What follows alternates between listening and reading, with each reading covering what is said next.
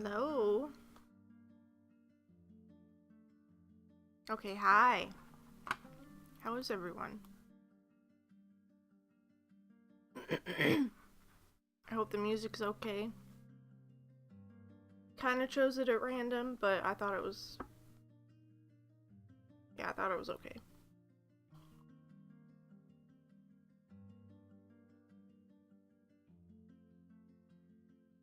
My water bottle is leaking on me. Literally.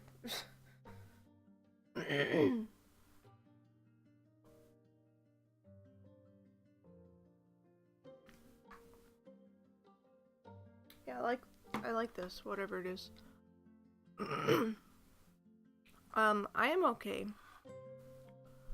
Yeah, I'm doing okay.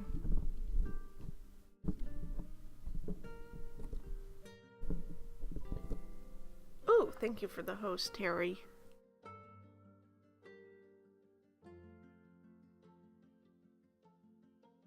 Is it weird that it covers up my face? Like that whole time?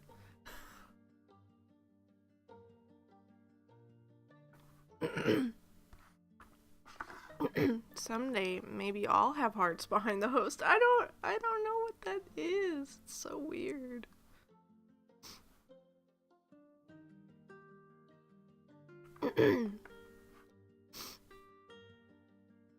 I don't think this is gonna fit a murder mystery, but oh well.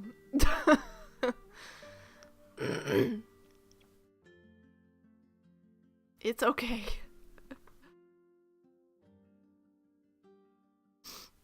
I can't decide if I'm hot or cold. Ooh, thank you for the host, Timo. Yeah, there's those hearts! That's so weird.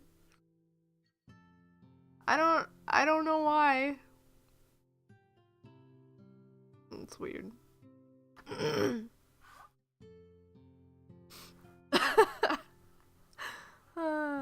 Page playing faves. Oh my gosh. You are all my favorite, okay? You are all my favorite. I'm just full of love. I'm sorry. Oh, how is everyone? Terry, Manny, Timo, how are you? Susan's okay.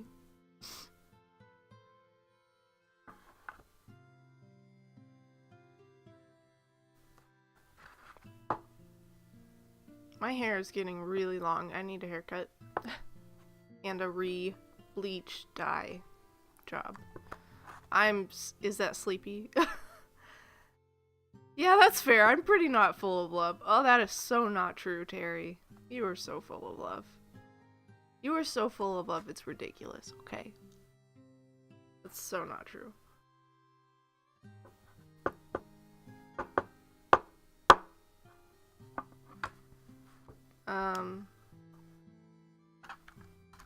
I'm just curious.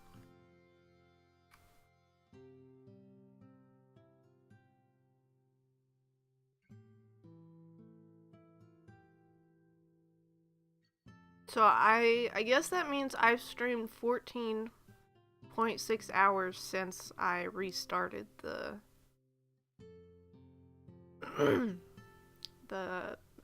currency system. We got lots of core members up in here.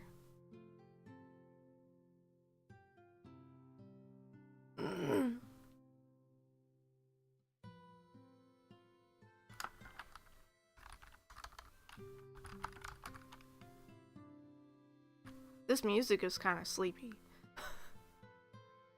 3 months. Basically 3 months. Okay. Interesting. Just had to check that. Okay. Shall we get started? Without further ado, on Shadow of a Doubt, Nancy Drew Files, number 40. I think I am on chapter 6.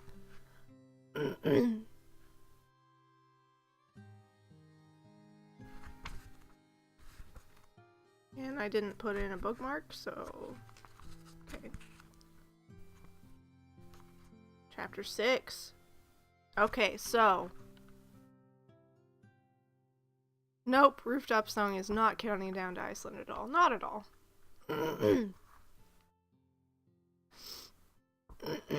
Pretty soon here, I may add another one of those commands. But, you'll have to wait and see. By the way, it should be official now that I probably should have like an actual stream to celebrate being affiliate. Maybe I'll plan one for tomorrow or something. But I am officially an affiliate now. And so bits are enabled. I just noticed you cannot cheer in your own channel. Bits are enabled, and I guess the subscription is up, but I don't have the emotes ready yet, so I'm still working on those. But I have a plan, so I'm very excited to roll those out. But yeah, I just wanted to let you guys know, but there's no pressure at all to be doing anything money-wise.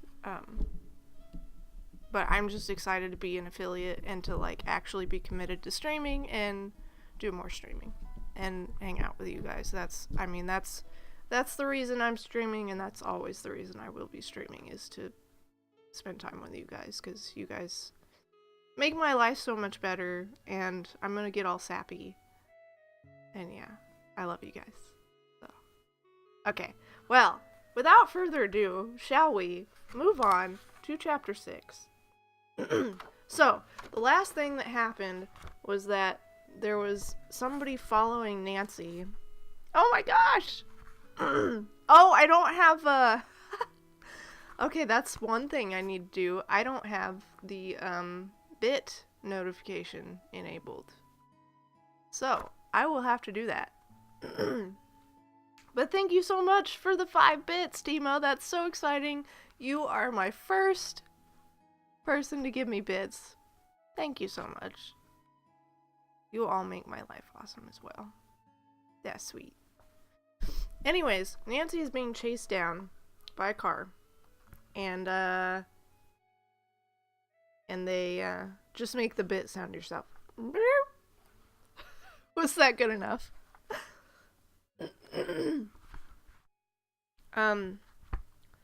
And so the last thing that happened is that the car crashed into Nancy's car and sent her flying off the road. So we ended at quite a bit of a cliffhanger. So, without further ado, I know I've said that like 3 times now. Chapter 6. I'm gonna have to turn the music down. Okay. Inside her car, Nancy was thrown forward.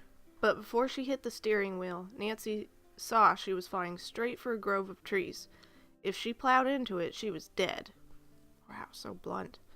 Nancy yanked her seatbelt free, wrestled the door open, and threw herself out of the car as her beloved Mustang crashed into the trees. Whew, Nancy thought. That was about as close a call as she'd ever like to make. She pulled herself to her feet and checked to make sure she didn't have any broken bones. Still a little wobbly and shaking inside, Nancy walked gingerly over to her car. What she saw made her very unhappy. The whole front end of the Mustang was smashed. She leaned against the wrecked car and thought, whoever did this knew who she was and was serious about keeping her out of action. She could easily have been killed. Still, she couldn't let anyone stop her, especially not now. More determined than ever, she made her way back up to the highway to try to hitch a ride into town. Nancy, you're so weird. Accident or no accident, she was going to have her little chat with Dennis Allard. Sorry. I'm still getting over it. I'm not feeling sick anymore, but it's there. It takes forever to get out of my system. Which is what happened the last time I got sick. Anyways, as Tara would say, I'm distracting myself. Back in the center of River Heights, Nancy called George. After her recent experience, she decided she needed help. No crap, Nancy. Having Bess and George along would give Nancy another perspective when she met with Dennis Allard. "Hello?" Nancy let out a relieved sigh when she heard George's voice on the line. At least something was going right. George was at home. "George, it's Nancy. Listen, I need your help." "Sure, Nancy. What's up?" George asked. "I had a little accident." "What happened?" George interrupted. "Are you all right?" Nancy tried to keep her voice calm. She didn't want to worry her friend. "I'm fine. If you pick me up, I'll explain everything." "Where are you?" Nancy gave her the address of the gas station where she had gone to arrange to have her car towed. "Please bring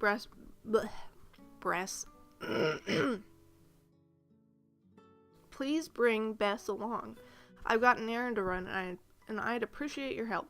"No problem. We'll be there in 10 minutes. George said goodbye and hung up.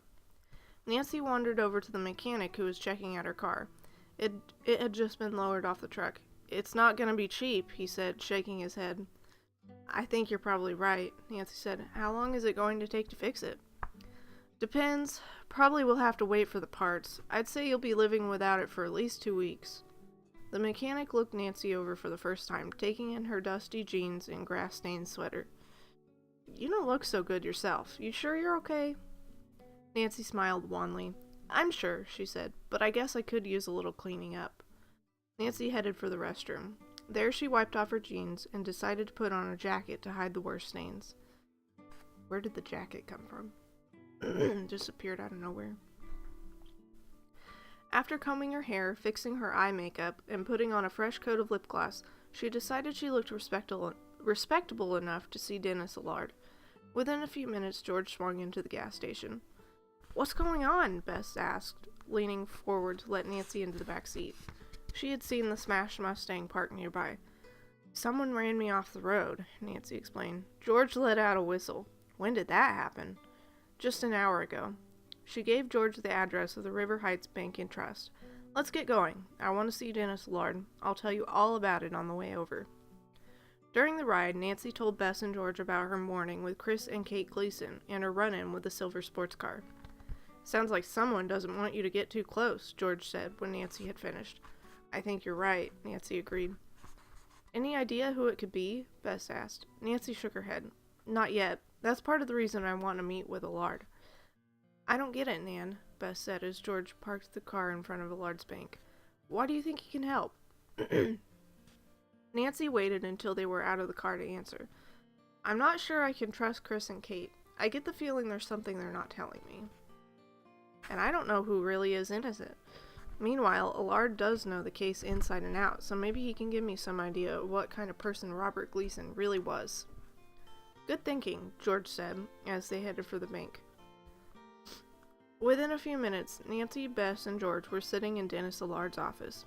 Nancy broke the news about Robert Gleason's death as gently as possible. The two had worked together, and she didn't know how upset Allard might get. "I always knew he was unstable," Dennis Allard said, "but I would never have predicted—" He didn't finish the sentence. Nancy looked at the man carefully. He was even more handsome in person than in his photograph.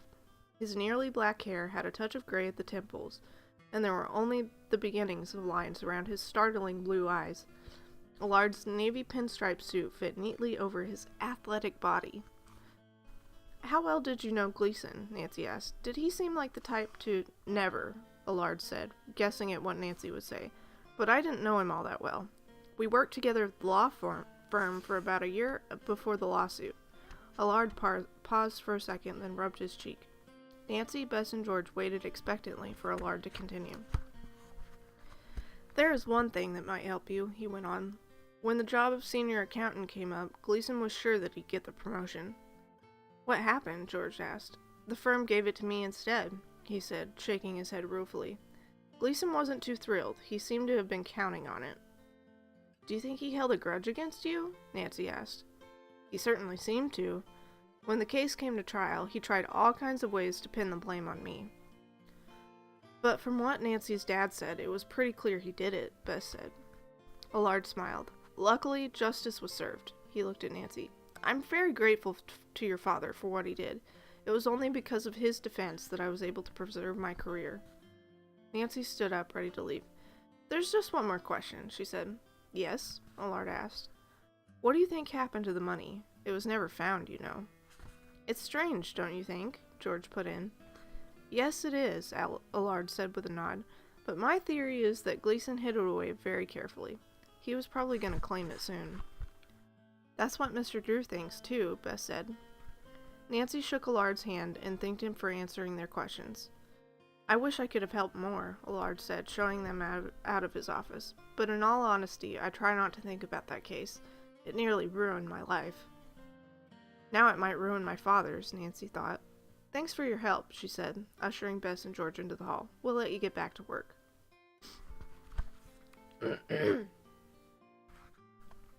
So what do you think, Nan? George asked. The three friends were sitting in the Drews' living room, looking at the red date book. They had just returned from renting Nancy a car. I don't know, Nancy said, shaking her head. Nothing in here tells me anything. She closed the book and started to talk. Allard seems honest enough, but he could be playing it cool to see what happens. What I don't understand was why Robert Gleason would have killed himself if he knew where the money was, Bess pointed out. Carson Drew walked into the living room. What's this about Robert Gleason? He asked. He died this morning, Dad. He may have committed suicide, Nancy said quietly. A shocked look passed over Carson's face. That's terrible, he murmured softly. How do you know?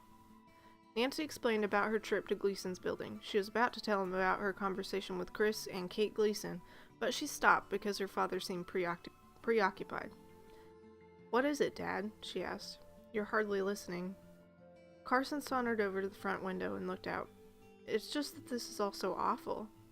Nancy exchanged a look with Bess and George, and then went over to her father. There's something you're not telling me, isn't there?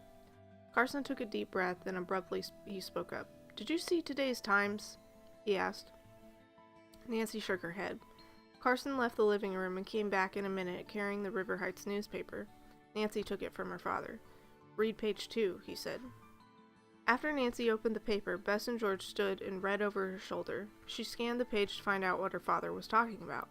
Then she saw it. A small column at the bottom of the page carried a headline, DA promises to reopen case. She skimmed the story.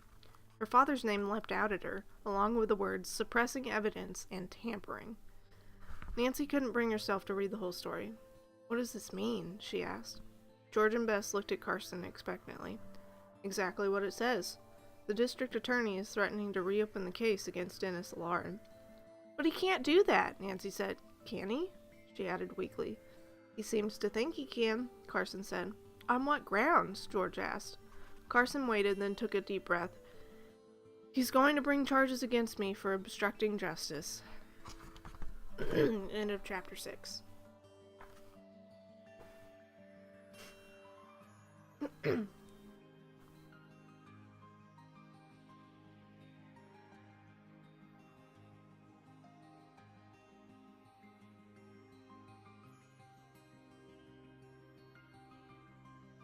Sneaks into the back of chat and blends into wallpaper. Why does the wallpaper appear to be breathing?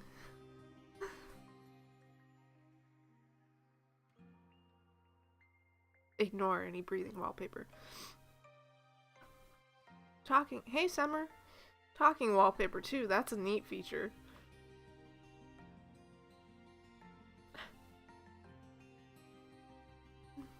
This really is an animated wallpaper.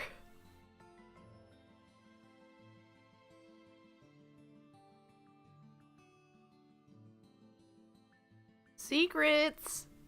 The wallpaper has become suspicious. Shifty eyes from the wallpaper. Pretty, I have to send you something. A very, very important thing that somehow two things at once. Pleased to send, yes. My English has degraded. Apologies. Lovely reading. Thank you. Give me a second. I need to blow my nose. I'm just gonna mute the mic.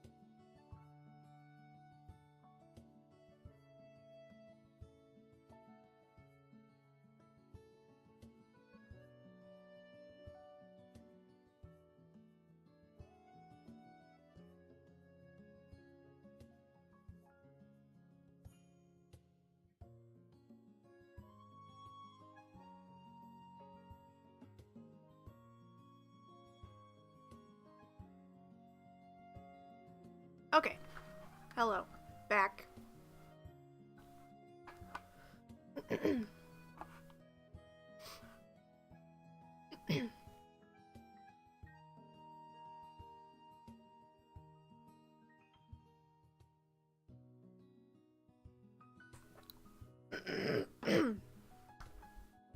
Yeah, I want to know what the secret is too. Secrets.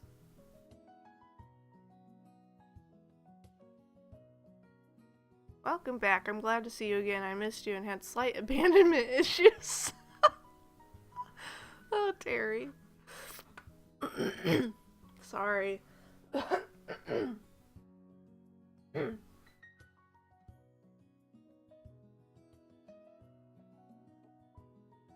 Yeah, this is really happy-go-lucky music for a freaking murder mystery. Good morning from Germany. Hello, Captain Calvin Cat. Good morning from Oklahoma, United States. Not very exciting. I'd rather be in Germany. How are you, Captain? I feel better with the there. Guess the wallpaper isn't enough for terror.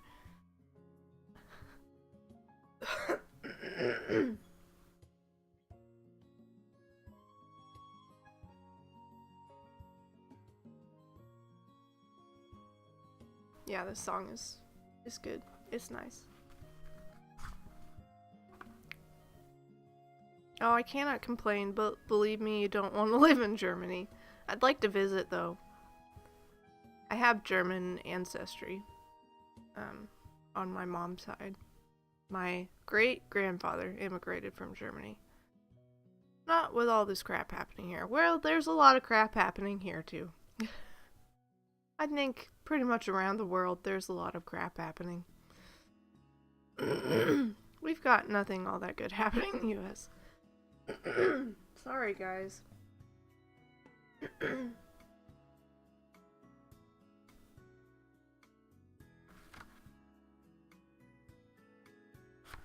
Is this Yoshi's Woolly World? It totally is. That's cute.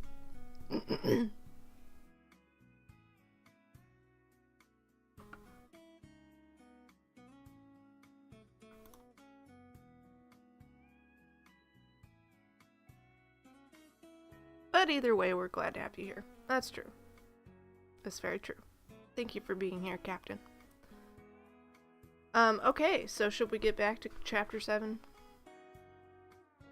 Murder mystery with happy-go-lucky music. Alright. Oh, how am I? I'm okay. I'm still getting over being sick. But yeah, I'm doing okay.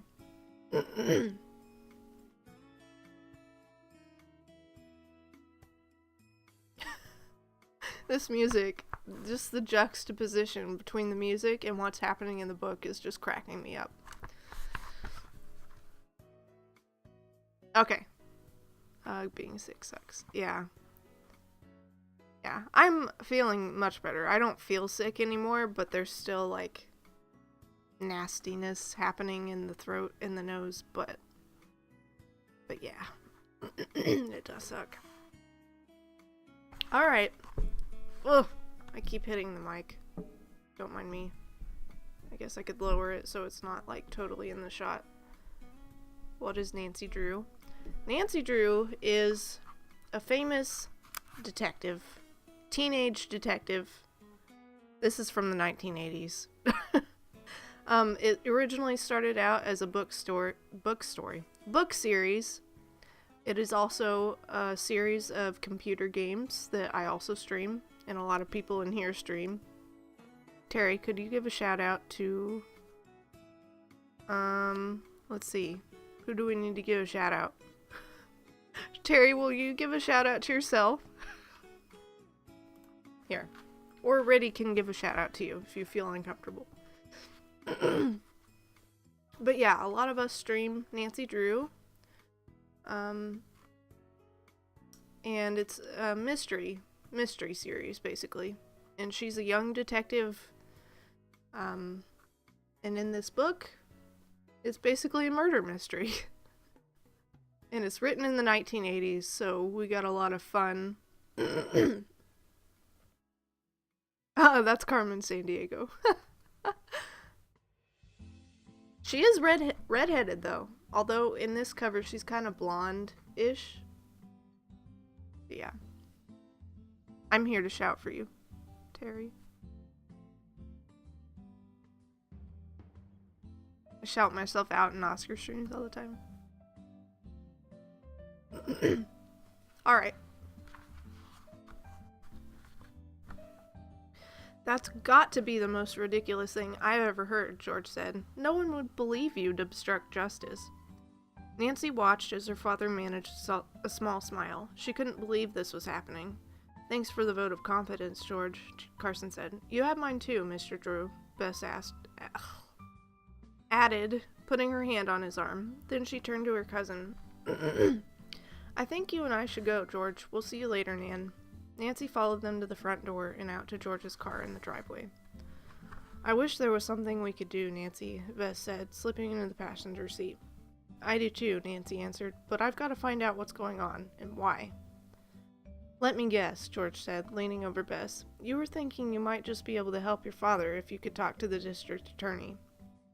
I guess we've known each other too long, Nancy smiled. I would like to know why he's doing this, and who put him up to it. Don't get in over your head, and call us if you need help, George said as she put her car into reverse, getting ready to back out of the Drews' driveway. Don't worry about me, Nancy said. I'll be all right. It's my father I'm worried about. With that, she headed back inside. Carson Drew was on the phone, and Nancy could hear only his end of the conversation. I'll do that, he was saying. No, I don't think it's necessary. Fine. Call me tomorrow.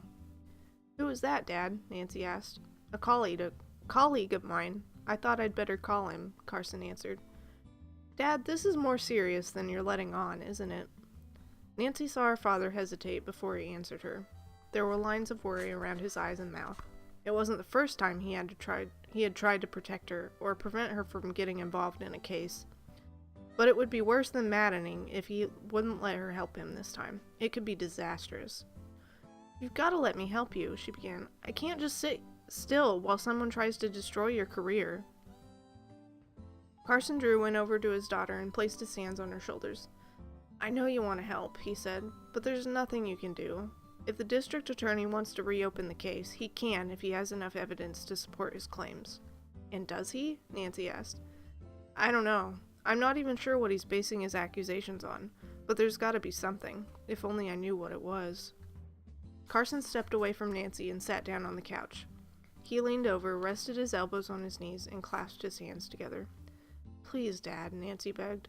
You've got to let me help you. There must be something we can do. She thought for a moment. Who might have gone to the DA? He wouldn't have thought to reopen this case on his own, would he?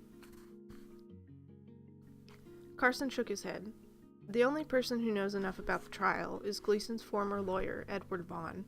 But I don't see why he would have... Why not? Nancy asked excitedly. What if Gleason had gone back to him, claiming to have evidence to prove that he was innocent? What sort of evidence? Carson asked curiously. I don't know.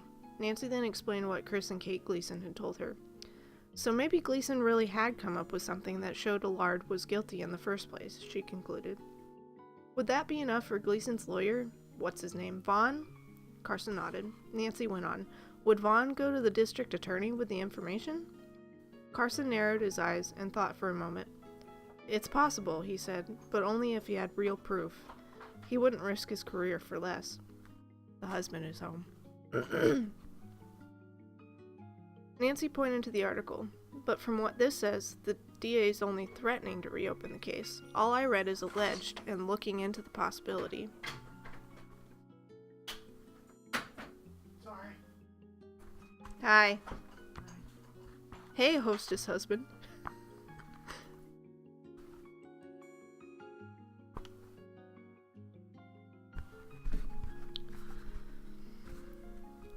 It looks like this reporter is basing his story on some kind of leak. You're right, Nancy, Carson sighed, reading the story again. There's nothing here that says he's got proof. That means there's a chance we can fight this, Nancy said emphatically. Listen to me, Nancy, Carson said, putting a hand on her shoulder. There's nothing you can do. I saw the butt perv alert. Susan. Susan here. Susan's here. Yeah, never mind. Okay. Back to the story, Susan. Is Keegan a teacher by any chance? He kinda is. He kinda is, actually, Captain. He is a teacher of tech. He is a teacher of teachers. But perv alert is very distracting.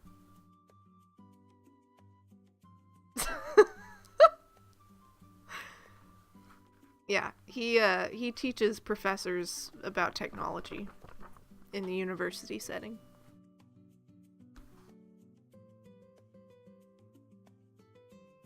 Oh, Cal? Okay, I'll call you Cal. He even looks like a teacher. Yeah. Especially with the long hair, he says. Okay, back to the story. Susan. Listen to me, Nancy, Carson said, putting a hand on her shoulder. There's nothing you can do. Nancy tried to interrupt. But Dad, her father stopped her. Please, we're gonna have to wait and see what happens, and I'd better not find out that you've gotten any more involved than you already are. This is one case you shouldn't even think of solving. Do you understand? Nancy gave up. Sure, I understand. It hurt her a bit that her father didn't think she could help, but she knew how stubborn he could be. It runs in the family, Nancy. Thanks, Nancy, Carson said with a sad smile. I know how hard this must be for you. Not any harder than it is for you, Nancy answered wearily, picking up the date book and carrying it upstairs. The next morning, Nancy stood in a plush reception room, waiting to see Edward Vaughn. All night she had thought about what her father had said. Normally, she would have followed his advice. Then she decided that if she managed to help her father, he'd have no choice but to forgive her for not listening to him. Mr. Vaughn's secretary says you should make an appointment and come back, the receptionist said, interrupting Nancy's thoughts. Did you tell him it's important? She asked. The receptionist eyed Nancy. Obviously, she didn't appreciate a teenager telling her how to do her job. Of course I told him, Miss Drew, but he's a very busy man. Now I have to get back to work. At least 5 lights were blinking on the phone console. Good morning, Stein and Daly, please hold. Good morning, Stein and Daly, please hold. Nancy saw her chance to slip past the receptionist and down the firm's bustling corridor. Vaughn didn't want to see her, but she had to talk to him, and she was going to find a way to do it. She asked the first person she saw to direct her to Vaughn's office. Following the instructions, Nancy made a left at the first corner and saw Vaughn's nameplate on the second door on her right. Through the open office door, she caught a glimpse of Vaughn. He was busy talking on the phone and taking notes on a large yellow legal pad. Can I help you? Nancy turned to see a thin, blonde-haired woman dressed in a gray suit stand up from her desk. Yes, Nancy answered. Could you see if Mr. Vaughn can take a minute to talk to me? She waited while the woman, who was not much older than she, looked her up and down. She was clearly a pro, despite her age, at screening visitors. The receptionist must have told you that Mr. Vaughn is very busy, the woman said in a cold voice. What's going on here, Pam? Edward Vaughn was standing in his doorway. Although he was short and kind of pudgy, Vaughn was an intimidating presence. Who are you? He asked, looking at Nancy. Mr. Vaughn, my name's Nancy Drew, and I'd like to talk to you. Nancy tried to appear confident. She hoped her name would catch his attention. It did. Nancy Drew. Are you related to Carson Drew? He asked. I'm his daughter, Nancy admitted. Well, Vaughn said, dragging the word out. He took his hands out of his pockets and reached out to shake Nancy's hand. Pleased to meet you, Nancy Drew. Why don't you come in? That was easy, Nancy thought. But why is he being so nice to me all of a sudden? She followed him into his office, her guard up. Vaughn motioned to a comfortable leather armchair. Have a seat. Now what could have made you want to come to see me? He walked around his desk and sat down. Before Nancy could answer, he spoke again. Let me guess. Vaughn leaned back in his chair and wove his hands together behind his head. Could it have something to do with a case the district attorney's about to bring against your father? His tone was arrogant. You know, you shouldn't even be here. I doubt your father would approve. Nancy began to wonder if she might be out of her element. She realized in a flash that a conversation with a lawyer who was probably pressing charges against her own father could be a serious conflict of interest. But there was no going back now. "He doesn't know I'm here," she said, "and I'd appreciate it if you didn't tell him. But it's not what you think. I'm not here to ask you about his case. Actually, I thought you might be able to give me some background information on Robert Gleason." "Robert Gleason? Now, why do you want to know about him?" A frown crept over Vaughn's face. "Did you know he committed suicide?" Nancy asked. "Yes." Vaughn moved forward in his chair and leaned his elbows on his desk. "His son called me yesterday. A real tragedy." "I think Gleason may have known something about his trial," Nancy ventured. "Something about evidence from that trial." She paused, then plunged in. "I was wondering if you had any idea what that might be." "Nancy Drew," Vaughn laughed. Then he took a puff from a cigar that lay in an ashtray on his desk. "You obviously don't know much about the law. As Gleason's lawyer, I'm not allowed to tell you anything about that trial, or about evidence that did or did not exist at that time or now. But Gleason may have been killed because of it. Doesn't that mean anything to you?" Nancy sensed a note of desperation creeping into her voice. She tried to remain calm. Vaughn looked at her intently. "Look, I can't tell you anything about the trial that you don't already know. If you've talked to your father about it, you know as much as there is to know." He stood up. "I think you'd better go now." "Mr. Vaughn, please." Nancy grabbed at a straw. "We both want the same thing." "How's that?" "You've obviously been in touch with the Gleason kids," she said quickly. "I can tell they're behind your wanting to bring the case up again, right?" "And if they are?" Vaughn looked at Nancy seriously for the first time. "Then we should work together, not separately. If there's evidence to prove that Gleason was innocent, I want to find it too." She had to make him understand. "It's the only way I can prove that my father didn't have anything to do with hiding something in the original trial." Vaughn stepped around his desk and closed his office door, which had been open the whole time they were talking. He turned to face Nancy. "I'll do one thing for you, Miss Drew. I'll arrange an appointment for you at Gleason's old firm. You can talk to Peter Nicodemus, the director of administration there. That's as far as I'll go, and don't ask me why I'm even doing that." Nancy breathed a sigh of relief. She had gotten somewhere, at least. She couldn't believe her luck. "Thank you. You don't know what a help this is," she said. "I don't know what you hope to find out there," Vaughn said, "but I'm only doing this on one condition." "Which is?" Nancy asked. "Whatever you find will have to become evidence for the DA's case against Carson Drew. You could be put up on the stand." Vaughn gave her a hard look. The DA's case. The words rang in Nancy's ears. Then she realized what Vaughn was saying. He was telling her she could end up as a witness for the prosecution, testifying against her own father. End of chapter 7. Whew.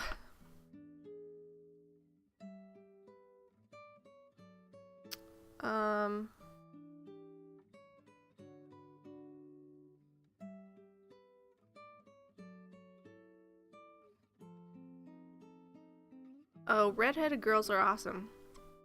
That's true. That's true. My girlfriend is redheaded. The girlfriend of the character I'm writing about is redheaded. Ooh, you right, Cal? That's awesome. Beverly Crusher is redheaded. I don't know who that is. Amy Pond is redheaded. I don't know who that is. Sorry. Good list. There's still images from the Olympics going on when you pause a program on Comcast. I swear this one image looks like a girl that's just collapsed on the ice and being dragged. She looks so chipper about her lifeless look and being dragged across the ice.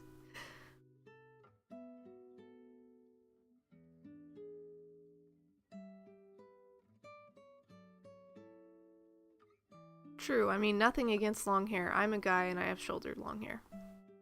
That's awesome. Of course she's stubborn. Aren't redheads known for that? Yes, but perv alert again. Prev.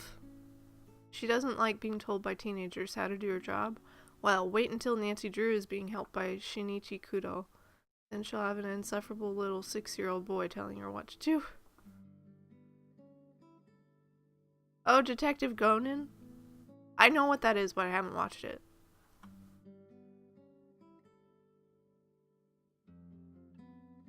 I keep hearing Gleason. Yeah, it's with an A. And imagine his character is very large and a bus driver. That's kind of what I picture too. With Vaughn, I think Elias Vaughn from Star Trek. I sadly am a dub pleb, so I stopped at about 100 episodes. I usually do like 3 or 4 things at once, so I can't really read the subs unless I'm totally focused. I am not fluent in Japanese, so I have to go with a dub version too. I stopped watching it at episode 300 or so, but never stopped reading the mangas. Do you know any Japanese, Cal? Claps for chapter 7. Yes, that's a dramatic reading.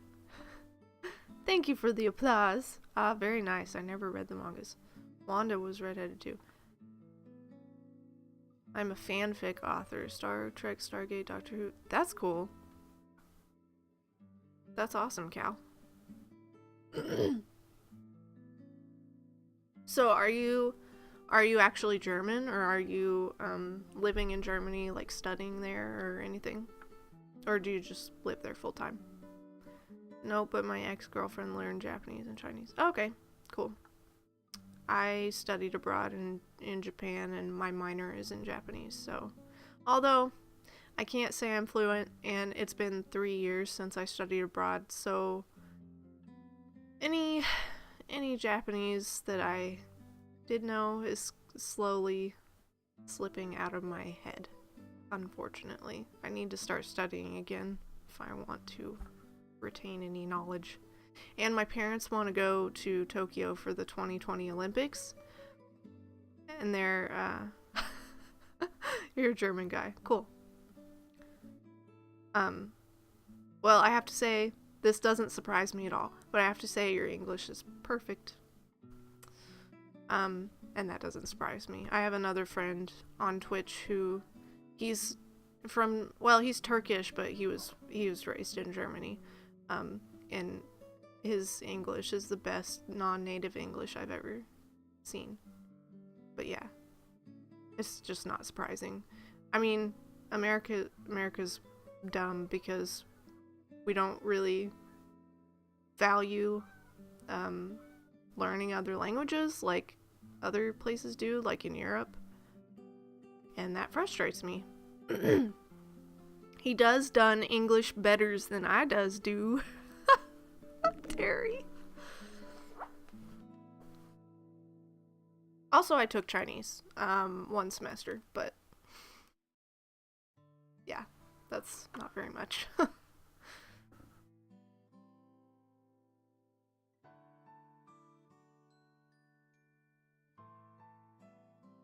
Aladdin fanfic.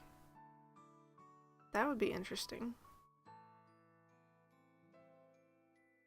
Thank you. On another board, people told me that my English was bad, like from an East Europe country. Well, that's why I asked if you were German or if you were, like, studying there or something, because, I mean, you sound like a native English speaker to me, so. So yeah, those people are crazy. You speak English pretty good there. Yeah.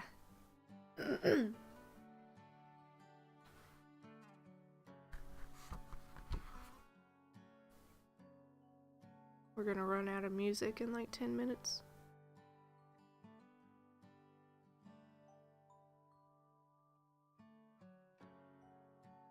Is it bad that as I'm reading this, all I'm thinking about is what I want for dinner?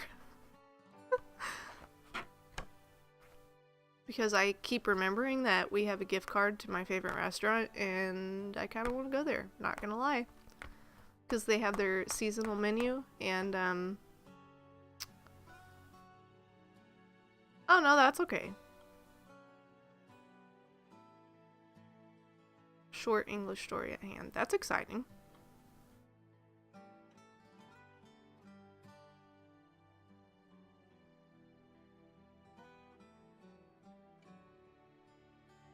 Nope, not bad at all. Yeah, so they have their seasonal menu, and I just keep thinking about that because it's salmon ravioli. Really? I don't have the yeah, will you, I don't have a permit command. I need to get that. will you, Cal, send your link to one of the mods, either Riddy, Anxiety Ridden, or Dr. Terror, and they can post it for you, so you won't get kicked. Go out for dinner! This is your mind talking. Yeah, it basically is, Susan. And Rudy, thank you so much! Thank you for the 500 bits, jeez. So generous. That's exciting! You're my second person to give me bits. And that's really cool, Cal. I'll have to check it out. Yeah, I need to do my subscription and bit alerts. I need to get that taken care of. What are those bits? So they're Twitch's currency, which just means, basically, yeah, they're monies for the streamer. I still don't know how bits work. So you can watch, theoretically, you can watch ads to get bits, or you can buy bits, and then, because for whatever reason, I've never been able to watch ads, so I've always had to buy my bits. So bits are just the currency for Twitch, and when you're an affiliate, your viewers can give you money, basically, is what it is. It's kind of like a tip, or just showing support. You've never seen ads either? Yeah, I don't know. I've never been able to watch ads. I don't know why. The triangle at the bottom of the chat box, yeah. And I thought bit would be a German beer. I can only watch ads late at night. That's interesting. But thank you, Rudy. That's really sweet.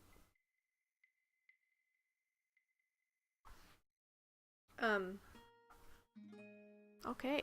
I wasn't able to watch ads until I turned on the HTML5 player on the settings to the left of the clip button on the video. Okay. Maybe I will have to try that. Also, I'm going to save that link.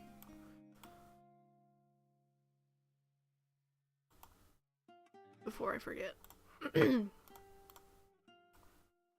So I can look at it later. Why did it not paste? Why did it not copy?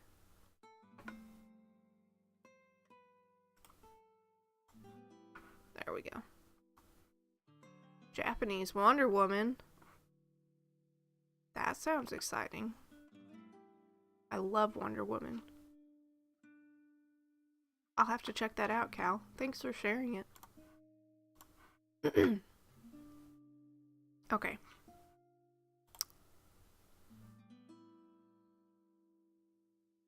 Anyway, gotta go again. Live long and prosper and have fun. Thank you, Cal. Thanks for being here. Good to see you. Well, good to have you. Good to meet you. And, have a good day. Thanks for coming. Thanks for popping by, and it was a pleasure meeting you.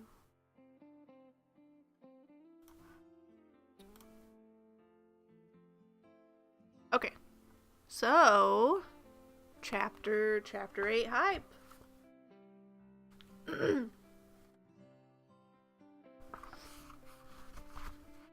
Alright.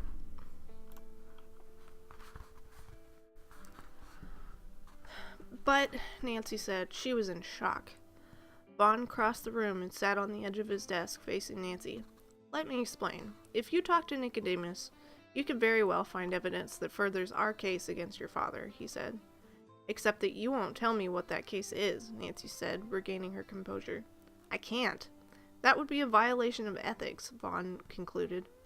Nancy shook herself. Shook herself?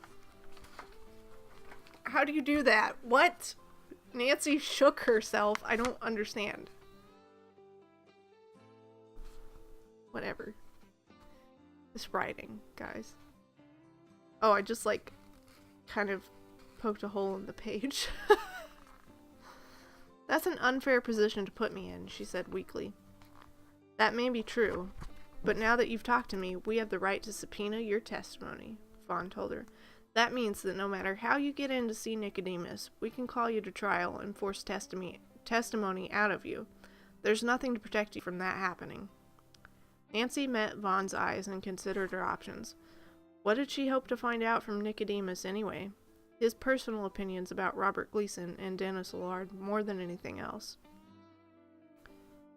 That was a sentence fragment. This is really terrible writing. And what was Vaughn's angle? What did he have on her father? Nancy realized the mess she had gotten herself into. I'll see Nicodemus, she concluded, standing up and slinging her purse over her shoulder. And I understand what you're telling me, but I'm not going to report back to you about what I learned from him unless I think it will help my father. I didn't think you would, Vaughn said, and I'm not asking you to, but I wouldn't be doing my job if I didn't warn you. He stood up and walked over to reach for the doorknob. The interview was at an end. As Nancy was leaving, she turned in the doorway and tried one last question. Just what kind of proof do you have? I'm sure you know how serious it is to go to the DA and accuse my father of obstructing justice. I haven't accused Carson Drew of anything. Yet, Vaughn said. Pam, call Peter Nicodemus. He called past Nancy at the door. The number's in the Rolodex. Tell him that I'm sending Nancy Drew over and that he should give her a royal tour. Nancy asked Vaughn for Nicodemus's address, and since it wasn't far, she decided to walk. It would give her time to think. Nancy left the building, only vaguely aware of the people around her. She was lost in thought. Vaughn must have some important piece of evidence against her father, or at the least, he must think he did. She might find out what it was from Mr. Nicodemus, but probably not, since Vaughn had agreed to send her there. So who's holding the key, she wondered. Had Gleason contacted Vaughn before he died? Was there something Chris and Kate Gleason weren't telling her? Before she knew it, Nancy was taking the elevator up to Mobley and Myerson's offices on the 15th floor of an elegant brick building. To her right were glass doors and a brass plaque with the company name. She took a deep breath and pushed on the brass door plate. Nancy had barely announced herself to the receptionist when a tall, handsome man wandered out to the firm's reception area. She was startled to see how young he was.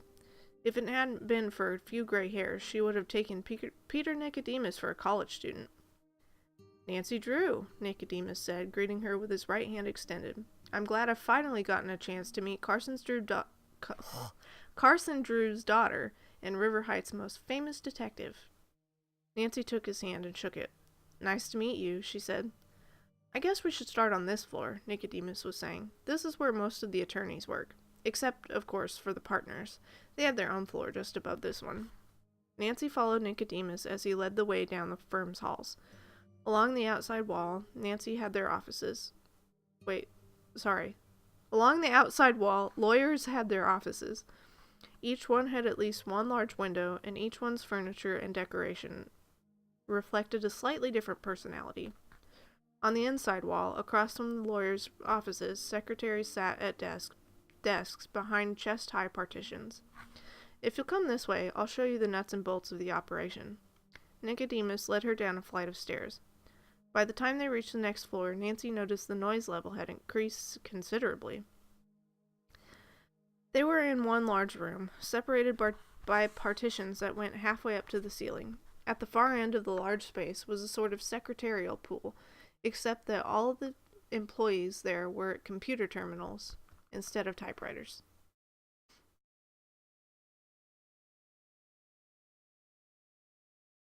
Want skin that's beyond clean? Purify. I won't make you listen to the ad.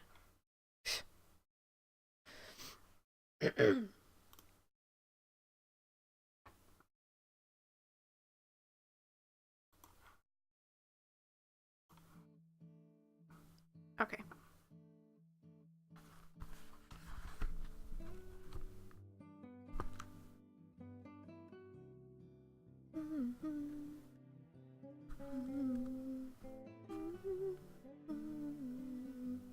Okay. This is our word processing department. All the firm's work goes in and out of here at some point, Nicodemus explained. And over here, he said, pointing to an area close to them, is the accounting department. That was why you came, right? Yes, she answered. I wanted to know about Robert Gleason and Dennis Allard. the two accountants who worked here and were accused of embezzling from the firm. It was an abrupt remark, but it didn't seem to faze Nicodemus. That was the most, well, embarrassing thing that could have ever happened to the firm, Nicodemus shook his head, and for me too. Why is that? Nancy asked. I was the manager of accounting at the time, and it was all going on under my nose. Nicodemus glanced around to make sure no one was listening. I handled the whole situation pretty effectively once I found out. At least the firm was pleased. That's part of the reason why they promoted me to Director of Administration. Is there anyone else still in the department who would remember Gleason or Allard? Nancy asked as Nicodemus guided her across the room. Soon they were standing in the middle of a row of desks where bookkeepers' fingers danced quickly across calculators. I'm afraid not, he said. We let most of the staff go. Nancy gave him a surprised look. I know it seems harsh, but we had to. There was no way of telling who else might have been involved in some small way. Another dead end, Nancy thought, but she wasn't ready to give up yet. Could you give me a list of who was working here at the time? Sure, Nicodemus smiled softly. I'll have my secretary make one up. Nancy had noticed there wasn't much privacy in the accounting area. How do you think Gleason managed it? She asked. The embezzlement. I know it seems improbable, but essentially there were no safeguards, Nicodemus explained. He was in charge of one aspect of the firm's accounting, and Allard the other. He phonied the accounts so well that even I didn't recognize his scheme. Nicodemus nervously ran his hands through his curly black hair at the memory of it. But things have changed here, he went on. We rearranged the whole department. One person inputs the billing information, another goes over it to make sure it matches the computer files. And the data manager keeps track of the files, cleaning out old copies and double-checking that the person who input the information got it right. Nancy could see from all the activity in the room that the new system kept everyone pretty busy. Then she had a thought. Can I talk to the data manager? There might be something in the old files that has to do with the case, she explained. Nicodemus looked at her carefully. But the police and the district attorney looked at all those records, more than once. I don't think you're going to find anything. Nancy knew he was probably right. Even so, she said, I'd like to take a look. Sure. Nicodemus walked over to a corner of the room where a woman sat in front of a computer screen, a stack of printouts piled high on her desk. Cheryl Pomeroy, meet Nancy Drew. Nancy would like to ask you some questions about our computer records. The girl in charge was only a few years older than Nancy, and from the way she responded to Nicodemus, Nancy could tell she was more than a little intimidated by him. She pushed her cropped black hair behind her ears, then fidgeted with the collar of her white shirt. What did you want to know? Cheryl asked finally. Do you know about the embezzlement that happened here at the firm? Nancy began. Cheryl nodded. Everyone does. It's the first office gossip you hear, she said, smiling a little. Then she got serious again and stared at Nancy with huge gray eyes. What I'm interested in is any old files that date from that time. Have you seen anything on the computer records that goes back that far? I only started a few weeks ago. Cheryl stopped and looked up at Nicodemus, who nodded for her to go ahead. Now Nancy knew why the girl was so timid. It was probably her first job. And Nancy tried to be gentle with her questions. From what I understand, the DA subpoenaed all those records. They were carted out of here, including all the printouts, Cheryl said. Haven't you ever found anything they might have missed? Nancy prodded. Cheryl shook her head. Some of the files go back that far, and I've been weeding them out. But no, I don't remember seeing a file that had to do with the embezzlement. I hope you don't mind my asking, but how can you be sure? Nancy asked politely. I would have recognized the list of clients, she explained, looking up at Nicodemus. Everyone around here knows who they were. Nicodemus looked at Nancy. I'm sorry we can't help you, he said. He glanced at his watch. I'm afraid I have to get back to work now. It's getting late. Nancy looked up at the clock. It was nearly 3 in the afternoon, and she hadn't had lunch yet. She decided to head home to wait for her father. He'd told her he might leave work early. Nicodemus ushered her out of the department and left her at the bank of elevators. I hope you aren't too disappointed, he said, pushing the down button, but that case is ancient history. Nancy stepped into the elevator just then. Thanks anyway, she said as the door slid shut. Nancy had only been back home for a few minutes when the doorbell rang. She rushed out of the kitchen with an "I'll get it" to Hannah. When she opened the door, Nancy was astonished. Cheryl Pomeroy was standing on the Drews' front porch. "I'm sorry to bother you," Cheryl said. "Can I come in?" "Sure." Nancy held the door open, confusion on her face. She wondered how Cheryl had found her. Cheryl must have read her face well, because she answered Nancy's unspoken question. "I left work early and followed you. I had to. I just couldn't keep quiet any longer." "About what? What's wrong? Did something happen at work?" "No. Well, yes." Cheryl suddenly broke down into tears. "Cheryl, what's the matter?" Nancy asked.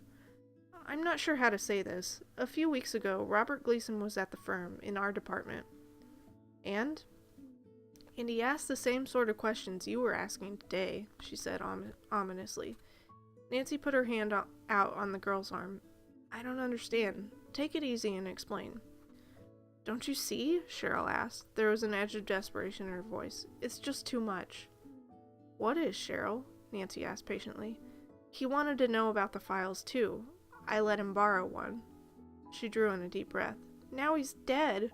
Oh, Nancy, what's going to happen to me if someone finds out what I did?" End of chapter 8.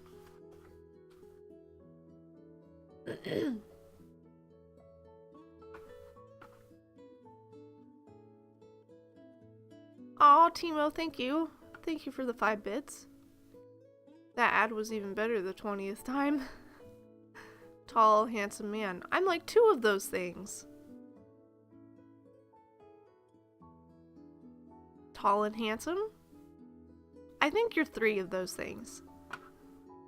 Pretty sure you're all 3, Tara. Brady, you flatterer. Is only the truth. Still sweet. Yes, you are. Brady is so great. It's true. Brady is pretty great. So is Terry. Basha pa.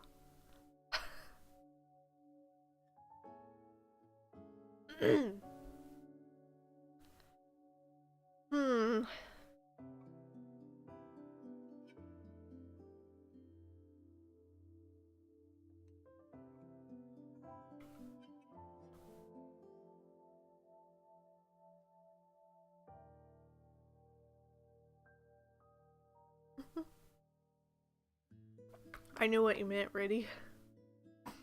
How many chapters are in this book? Curious. 17.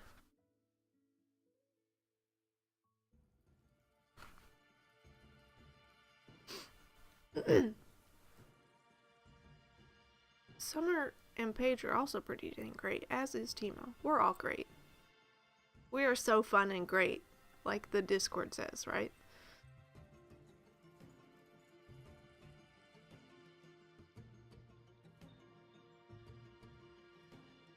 I'm watching myself dance and it's just awkward. Okay, shall we continue to chapter 9? So fun, so great. So gate.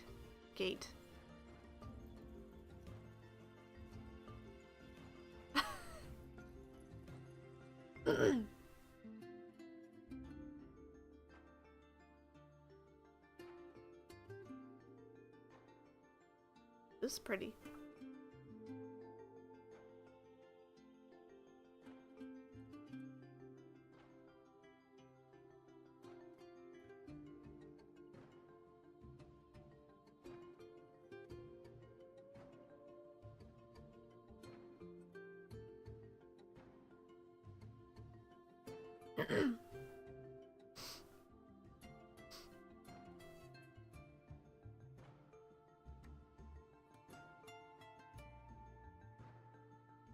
I'm partially just listening to this music. It's 15 degrees outside finally. Yesterday, it was 80 degrees here. It was freaking hot. And going to ballet, because, you know, she wouldn't turn on the air conditioning, which is understandable, because it's just one day, because of course today it's cold. It was so hot in there yesterday. I thought I was gonna pass out. It was ridiculous. So warm. Alright. Chapter 9. I may go through chapter 10, it just depends on how long it takes, I guess. Okay. Cheryl Pomeroy broke down and started to sob. Nancy put her arms around the girl and walked her into the kitchen. Hannah was in there, starting to prepare dinner. Dinner! I'm so hungry. She raised a questioning eyebrow at Nancy when she saw Cheryl. I'll explain later, Nancy whispered to Hannah. She turned back to Cheryl. The girl was fingering a wadded up piece of tissue, but she had stopped crying. She sat down at Drew's kitchen table. I just want to get this whole thing off my chest, she said, cupping her chin in her hands. Ever since it happened, I've been afraid someone would find out what I did. What do you mean, what you did? Nancy asked soothingly, sitting down next to Cheryl. You have to understand, I could lose my job. It's my first... I only graduated in June from junior college. Already I've made a mistake that could cost me my job. Nancy reached out and put a hand on Cheryl's shoulder. Take it easy, she said. I wouldn't tell anyone if that's what's worrying you. It wouldn't matter if you did. I've already gotten in too deep. Cheryl looked as if she was on the verge of tears again. Hannah coughed. Nancy remembered she hadn't explained what this was all about, but now wasn't the time. Hannah, she began. You don't have to ask, Hannah said. I can see you want to be alone. I have some things to do upstairs anyways. Thanks, Nancy said, smiling. As soon as Hannah left, Nancy turned back to Cheryl. Now, why don't you start at the beginning? Robert Gleason came to see you? She asked, trying to keep the girl going. Twiz. See, Susan, it's not just you. Not me, Cheryl answered, sniffing. He must have come to see Mr. Nicodemus, but somehow he got down into my department and started nosing around. What was he looking for? Nancy asked. I didn't know at first. When he found out I was in charge of the computer records, he started asking me all sorts of questions. The same kind of questions you were asking me today. That explained why Cheryl had been so scared earlier, Nancy realized. She began to put the pieces together. And you found something that would help him, right? She asked encouragingly. Cheryl nodded. At first, I decided not to help him. I should have followed my first impulse. Cheryl got up and began pacing around the kitchen. But he seemed like such a nice man, and I couldn't believe all those things people had said about him. So you decided to trust him? Nancy asked. In the end, I didn't have any choice. I let it slip that I had found a file in the computer records that had both his and Dennis Allard's names on it. Nancy was excited but confused. I thought you said all the files were gone. I didn't tell the truth. Cheryl paused. I didn't want Mr. Nicodemus to know. I understand, Nancy said, nodding. Then everything would have come out. But tell me, how did you find it? Cheryl took a deep breath. It was buried deep in the computer, all the way back in files from 8 years ago, she explained. Actually, I had found it by accident. I typed in a wrong code. But it was the right one for me to get access to that program. As I said, it was completely accidental. Nancy edged closer. Go on, she said. Gleason asked you for the file. He did more than ask. Cheryl's gray eyes grew large at the memory. He wouldn't leave me alone. He started talking loudly, demanding the file, and pretty soon I realized that people were looking at us. So to quiet him down, I accessed it and gave him a copy. Cheryl placed her hands on the table next to Nancy and leaned over them. Tears were making their way down her cheeks. You have to understand, I didn't know what I was doing. He kept saying he was innocent and he needed the file to prove it. I didn't know what else to do. I know you didn't. Nancy stood up and put her arm around Cheryl. Try not to get so upset. Hi, Nancy, what's going on? Carson Drew stood in the doorway to the kitchen, taking in Cheryl and Nancy. Dad, this is Cheryl Pomeroy. She's got some important information about Robert Gleason. Cheryl nodded to Carson, then sat down again while Nancy explained to her father what had happened. I thought I had very specifically asked you not to get involved, Carson said sternly. Nancy tried her best to make her father understand. You did, but I had to do something. She had left out the part about seeing Vaughn. That she'd explain later. Well, what's done is done. Right now we have to deal with Cheryl. Carson turned to the girl. What do you think was in the file you gave Gleason? He asked gently. That's what's so confusing, she answered, looking at Carson. The file was divided into 12 parts, one for every month of the year. It had to be a copy of the firm's books. For what year? Nancy asked. The same year the embezzling occurred. You're sure? Carson asked. Cheryl nodded. I checked. And what was really strange was that when I went to double check the figures with the firm's books, they were all different. She wrinkled her forehead. It just doesn't make sense, she concluded. It made sense to Nancy and Carson. What made Gleason so excited was that he knew you had found a copy of the phony set of books, she said. Wait a minute, Nancy, Carson said. Why would that help him? He knew we all had a copy of the faked records. They were what convicted him in the first place. What good would it do to Gleason to have another copy of the evidence that had sent him to jail?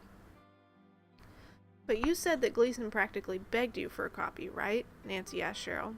The girl nodded sadly. And this is the worst part. He asked me to delete the file from the system. He said that he didn't want anyone else getting their hands on what he had. She moaned. I can't believe I did it.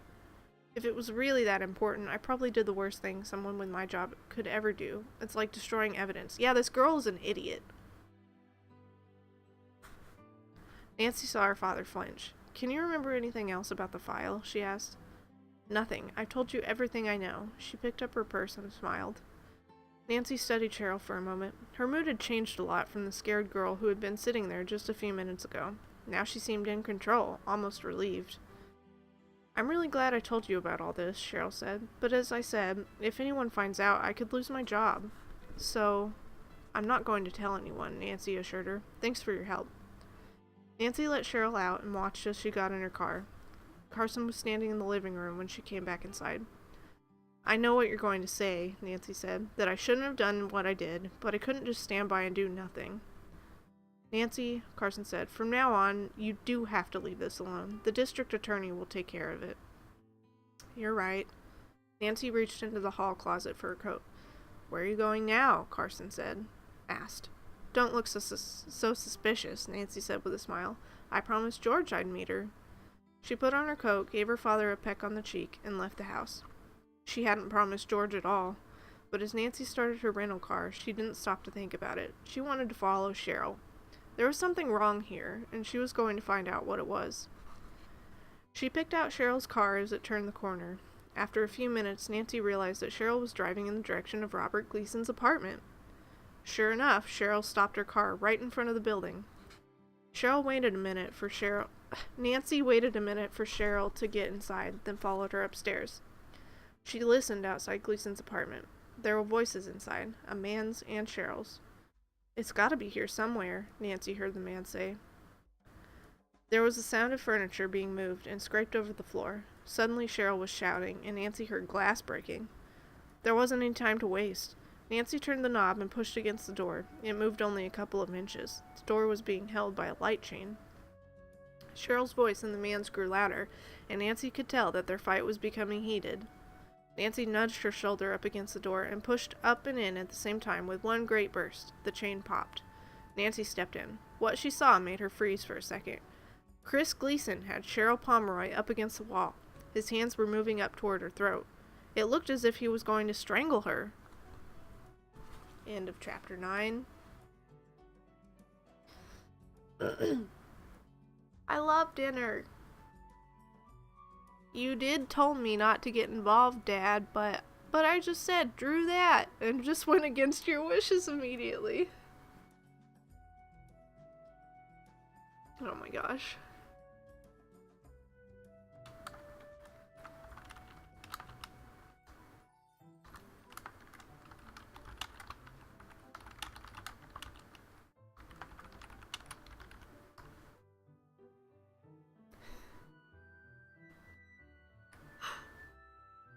Drew that!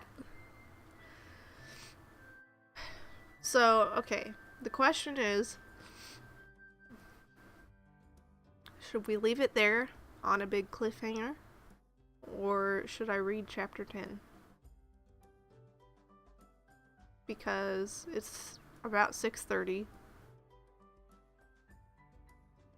That's probably a good place to stop.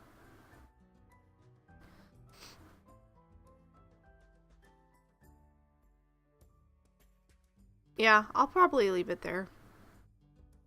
I think that's probably a good place to stop. So, Central Time hype! So thank you guys for being here. Thank you for the bits. Thank you for the support. Thank you for hanging out. Let's see. I might do some kind of special stream this weekend. Maybe I'll do it whenever I get the emotes up, which I'm not sure when that will be. But yeah. If there's no stream this weekend, I'll see you guys on Monday. And I need to get caught up with Vin because last time I played the computer froze, so I lost all my progress. So I will do that off stream and then come back to Vin on Monday, where we left off when I was playing Scopa. So thank you guys for being here. I hope you have a good night, and I will see you all later.